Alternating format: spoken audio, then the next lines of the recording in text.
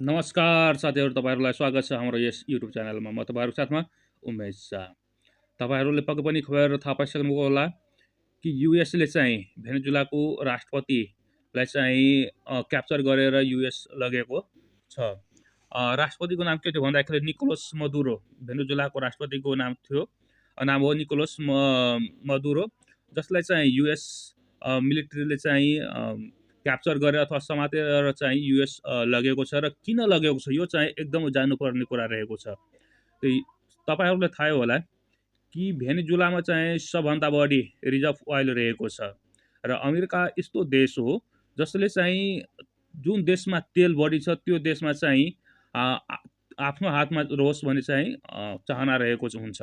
भनेपछि जुन देशमा बढी तेल छ त्यो देशको कन्ट्रोल चाहिँ अमेरिकाले आफ्नो हातमा लिन चाहन्छ। र केही वर्ष अगाडि भेनेजुला र अमेरिकाको रिलेसन राम्रै थियो, किनकि भेनेजुलाबाट चाहिँ अमेरिकाले चाहिँ तेल किनिराखेको थियो र पछि चाहिँ प्राइसको मामला आएपछि कुरा मिलेन। त्यसपछि चाहिँ अमेरिकाले भेनेजुलामाथि चाहिँ सेन्सनहरू चाहिँ लगायो र त्यसपछि भेनेजुलाले चाहिँ तेल निर्यात चाहिँ रुसलाई र सबभन्दा बढी चीनलाई चाहिँ निर्यात गर्न सुरुवात गर्यो। र तपाईँहरूलाई थाहै होला कि हिजो होइन पर्सि मात्रै चाहिँ भेनेजुलाको राष्ट्रपतिले चाहिँ चीनको चाहिँ चीनसँग चाहिँ भेटवार्ता गरेको थियो र त्यसपछि चाहिँ मध्यरातिमा चाहिँ युएसले चाहिँ अट्याक गर्यो भेनेजुलामा है। र 4 ठाउँमा चाहिँ उसले चाहिँ ठुलो विस्फोट गरायो र जसबाट चाहिँ केही मान्छेहरूको ज्यान पनि गएको छ भनेर खबरहरू आइराखेको छ। र कारण के थियो भने मुख्य कारण भनेपछि चाहिँ तेलको कारणले गर्दा चाहिँ युएसले चाहिँ भेनेजुलामा चाहिँ आक्रमण गर्यो। हुन त राष्ट्रपति ट्रम्पले चाहिँ लागु औषधको बारेमा पनि भन्दै थियो, तर मुख्य कारण भनेको चाहिँ तेल हो। तेलको कारणले गर्दा चाहिँ युएसले चाहिँ भेनेजुलामाथि चाहिँ आक्रमण गर्यो।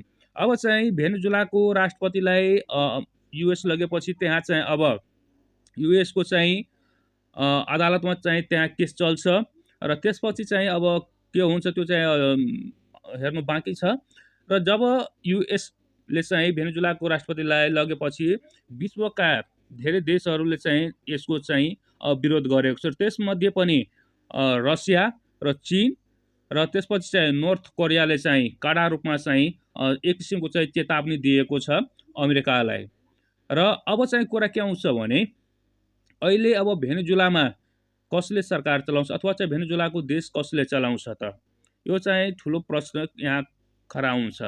र यसको उत्तर चाहिँ राष्ट्रपति ट्रम्पले चाहिँ स्वयं नै दिएको छ।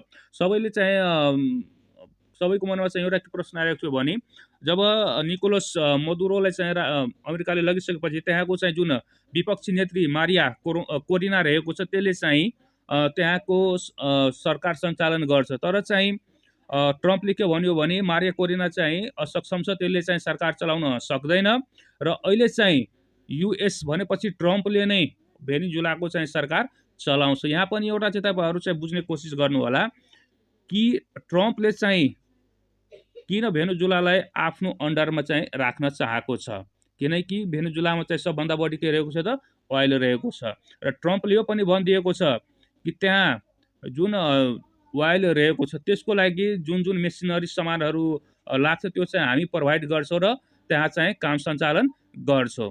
भनेपछि यो जति चाहिँ घटना भएको छ ती सबै चाहिँ एउटा मात्रै के कारणले भएको छ भन्दाखेरि ओइलको कारणले भएको छ। र मात्र राष्ट्रपतिले मात्र होइन नि, भेनेजुलाको राष्ट्रपतिको पत्नीलाई समेत अमेरिकाले चाहिँ एक किसिमले अपहरण गरेर चाहिँ लगेको छ। र तपाईँहरूको विचार यो सम्बन्धी के रहेको छ कृपया कमेन्ट गरेर चाहिँ हामीलाई भन्नुहोला। हस्त, धन्यवाद।